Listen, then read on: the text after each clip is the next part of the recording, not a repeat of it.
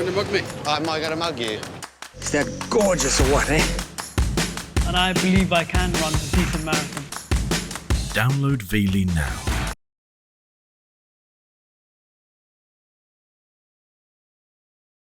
A tiny Buddhist kingdom is taking the path of enlightenment into the 21st century.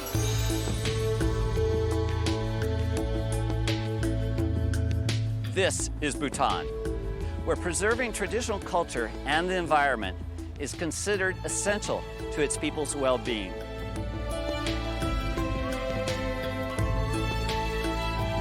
I'm Art Wolfe, and this is Travels to the Edge.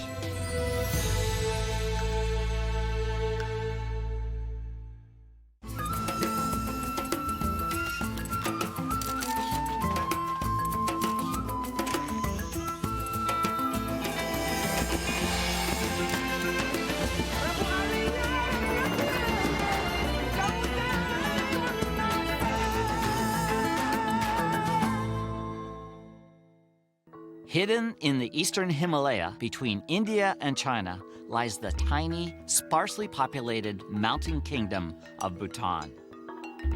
Having thrived for centuries in isolation, Bhutan is committed to preserving its unique identity as it begins to make contact with the outside world. The Buddhist principles of peace, tolerance, and nonviolence are at the heart of these warm and welcoming people.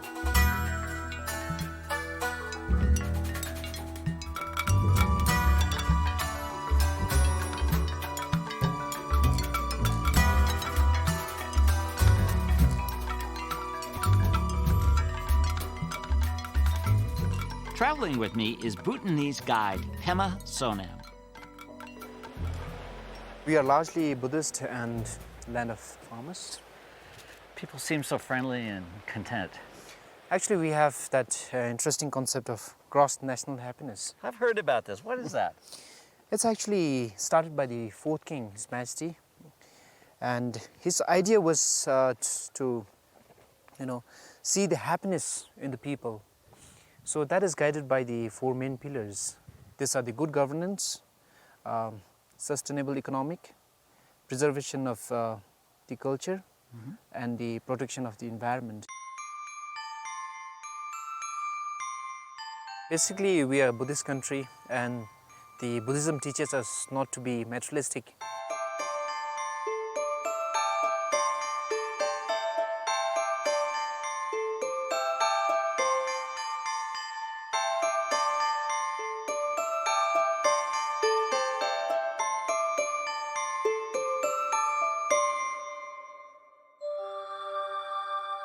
Tattered prayer flags dance in the wind on hillsides and high mountains everywhere in Bhutan.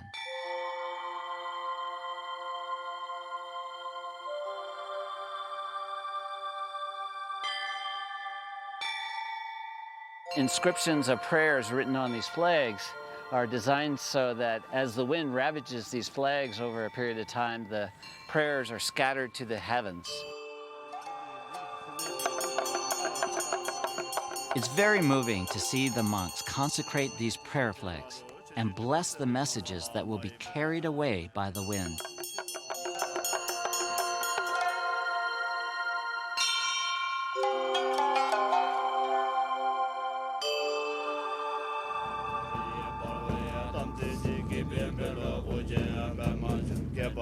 I'm framing a really interesting scene here. There's these beautiful offerings, including a peacock feather with these four monks chanting in the distance. And I'm just playing the foreground against this beautiful backdrop. So it's a really complex shot from a perspective of having really a three-dimensional effect. So that's what I'm trying to do here by getting in so close.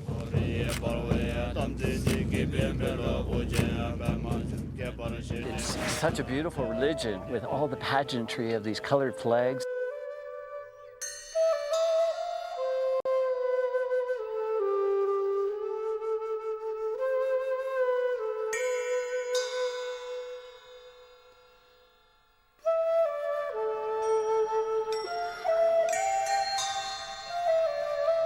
Overlooking the large green expanse of the Pojika Valley is the Monastic School of Gangte Gompa.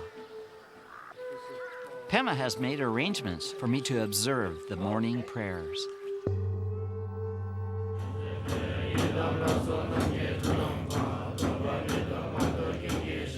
Each day, these young monks worship and study together.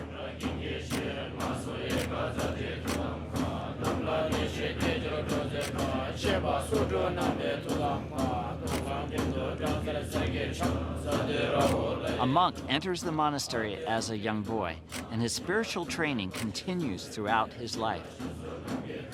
It's an austere life, but with hardship and devotion comes enlightenment.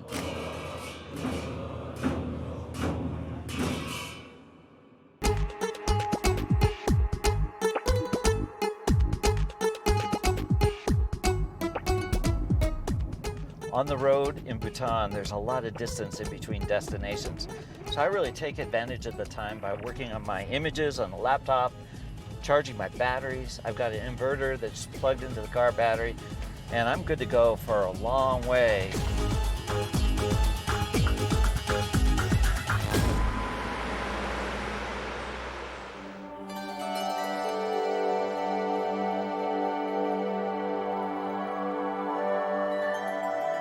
Situated between two rivers, the Pho Chu, male river, and the Mo Chu, female river, the Punakha Zong is arguably the most beautiful in all of Bhutan.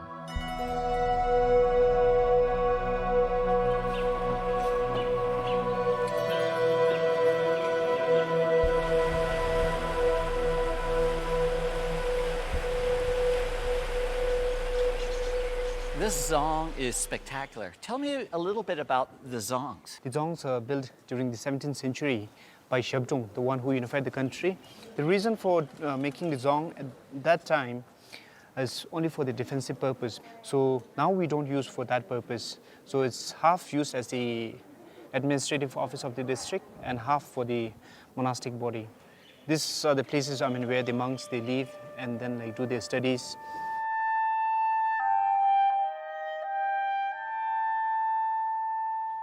When we talk about the monk's life, you must be wondering why these little kids are here in a monastery and then who decides. It's actually the parents who decides where to send their little boy. Yeah.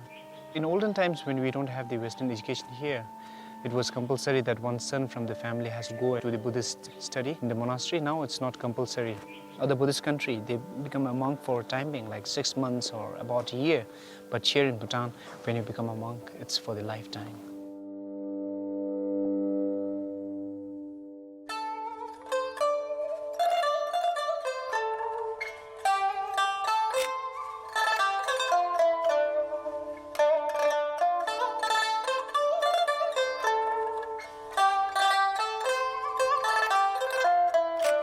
This is a really nice tradition. An old man is spinning a giant prayer wheel, and within this giant prayer wheel are literally thousands of prayers. As he spins it, he's gaining merit or credit for having done so.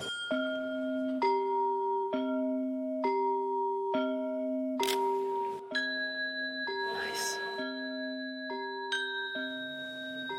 You know what I like about this? Is so much wildlife is incorporated into the design. Especially we have these mythical animals.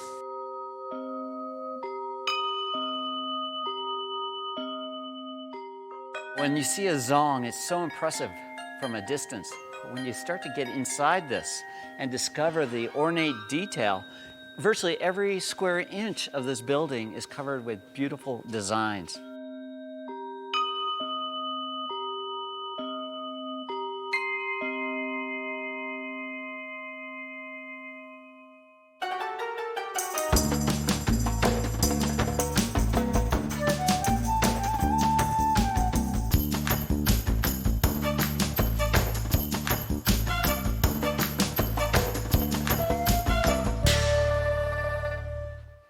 Riding through a forest in the mountains of Bhutan. Very nice. The Blacknecked Crane is revered as a heavenly bird and a harbinger of good luck in Bhutan.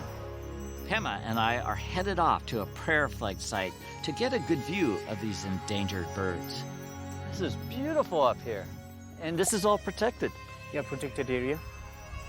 I don't see any power lines here? Actually, we don't have the electricity. The reason is that it's for the birds. Because of the birds, there's Yeah. no power No lines. power lines. Instead, like we use the generator and the solar energy here.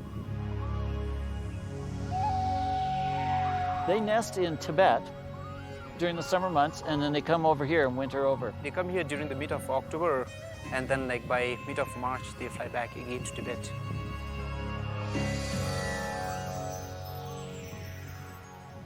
This is a great view. We're surrounded by prayer flags. We're in a high mountain valley in Bhutan, and below us is an endangered black-necked crane. Oh, look at them playing. Oh, see?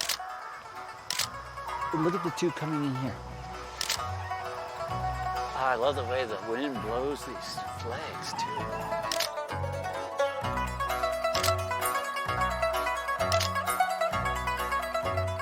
They do everything as a pair. They're obviously really imprinting on each other right now before nesting season.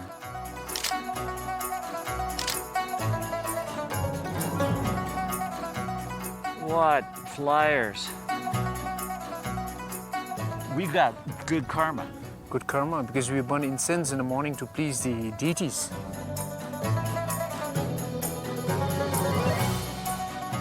This is surreal to be surrounded by prayer flags while these highly endangered birds are dropping out of the heavens and landing right in front of me. I couldn't have choreographed this any better.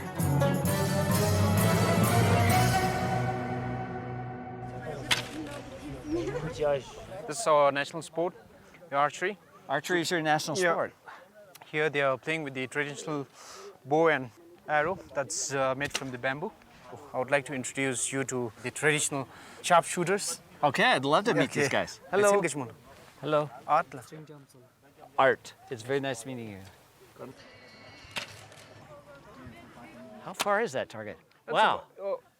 That's about 140 meters. 140 meters, the size of an American football field. This is amazing. Can I take pictures here? Oh, yes, please.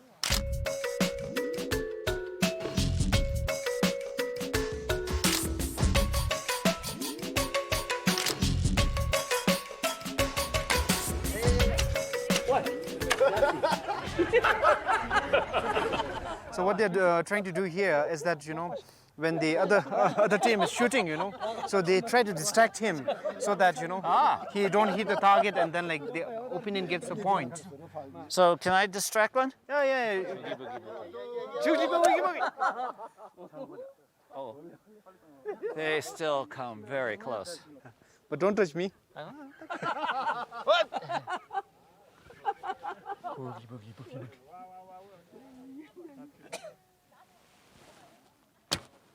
Wow.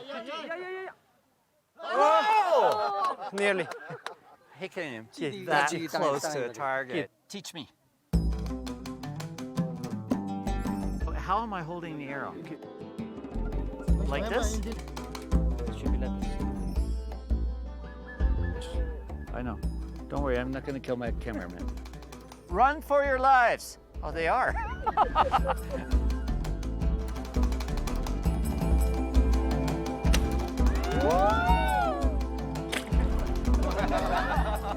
That was fun.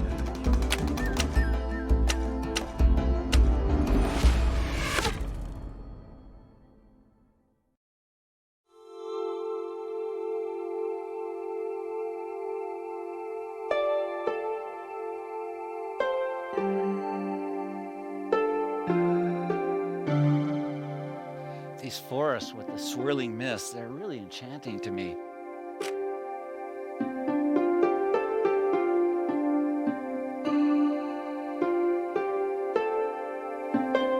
Thanks to Bhutan's progressive environmental policies, over 60% of the land has been set aside to preserve the native forests.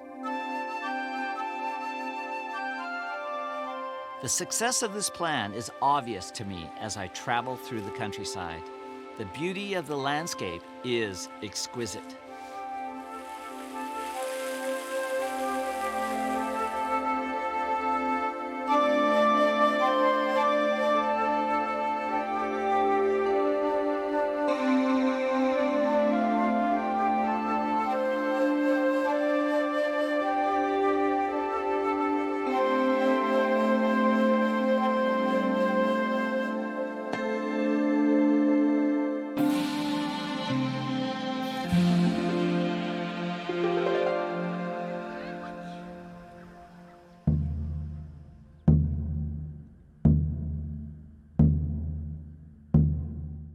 Buddhist religious festivals called seishus are an important part of Bhutanese culture. The dances, performed by monks, reenact the life of Buddha and the history of Bhutan.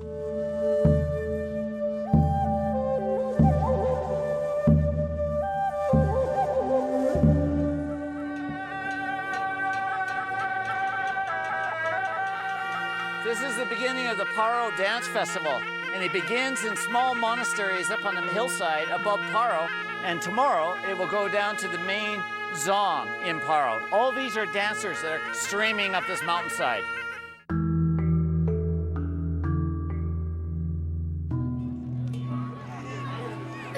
This is what it's all about, to be amongst this culture here high in the Himalayas, to see them practicing traditions that are hundreds and hundreds of years old.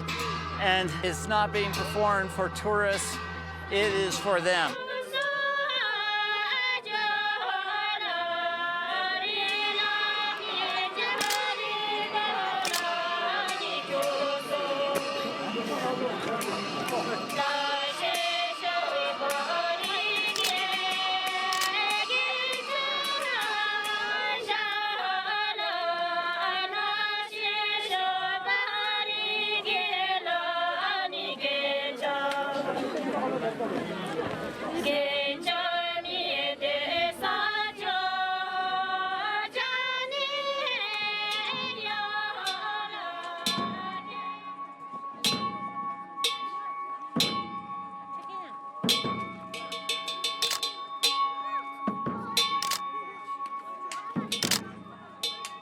The way these dancers are just beautifully spinning with their long, ornate robes is such a great moment.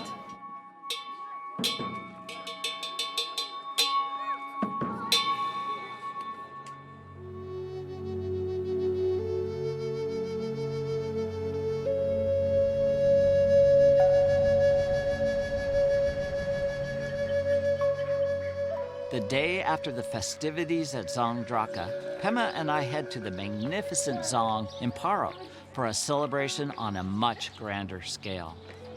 This Paro Zong is my favorite. It's so ancient looking. The seishu is in fact a religious ceremony, isn't it? Yes, sir. It's dedicated to the one who introduced the Buddhism here in the country. We call it Second Buddha or Guru Rinpoche. And when did he bring Buddhism into Bhutan? It was during the 8th century on the invitation of the king of Bhutan, and that's how we believe the Buddhism was brought into our country. This is a pretty important and reverent ceremony. Yes, by watching, you learn about the teachings of Buddha.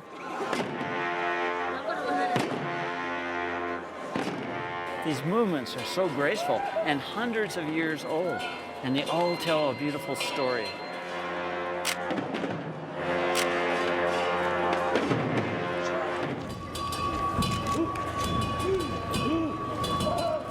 This is known as the skull dance, and these dancers are protectors of the religion.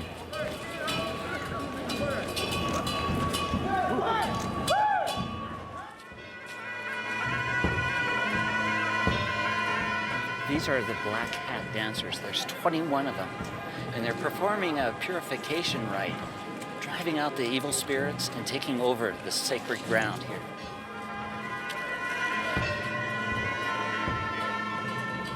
This dance ritual has been performed in the square for hundreds of years. And as I photograph this, it feels like I'm moving back in time. It's a very solemn dance, very rich in detail, pattern, and grace.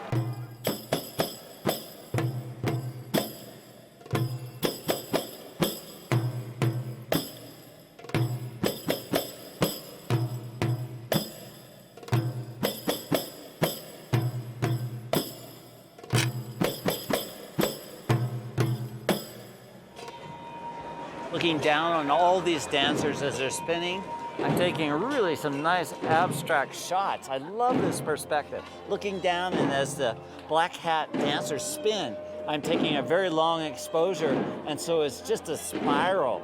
Very artistic, very abstract, just a different view of this dance.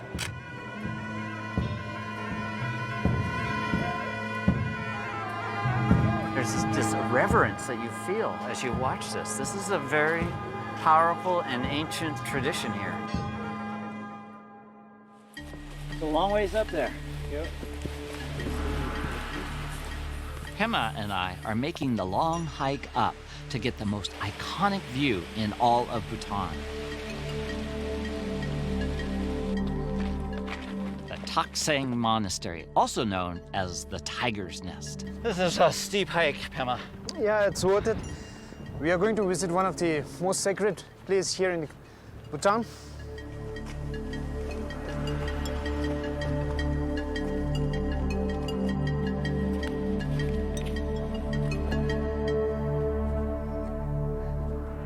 This is it. Yep. The Tiger's Nest. It goes back to the 8th century. It's believed like the second Buddha or the Guru Rinpoche rode on the back of a tigress and then flew and landed somewhere in the cliff, which is inside the temple, where we have the cave, and did the meditation to bring down the local deity. Later, in 1695, one of the spiritual master, did the construction of that temple in the memory of Shabdrung Nawang Namgyal, one who unified the country. So why is it important for the Bhutanese to visit this site? By offering the praise and then with the sort of offerings here, they get, better life, they gain karma.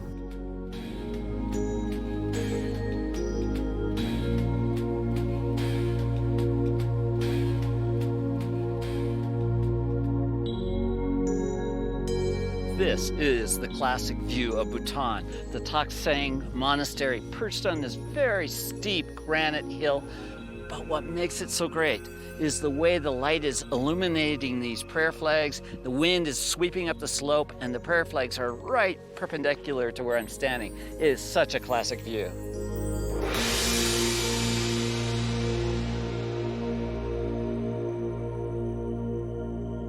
There's no other place like this in the world.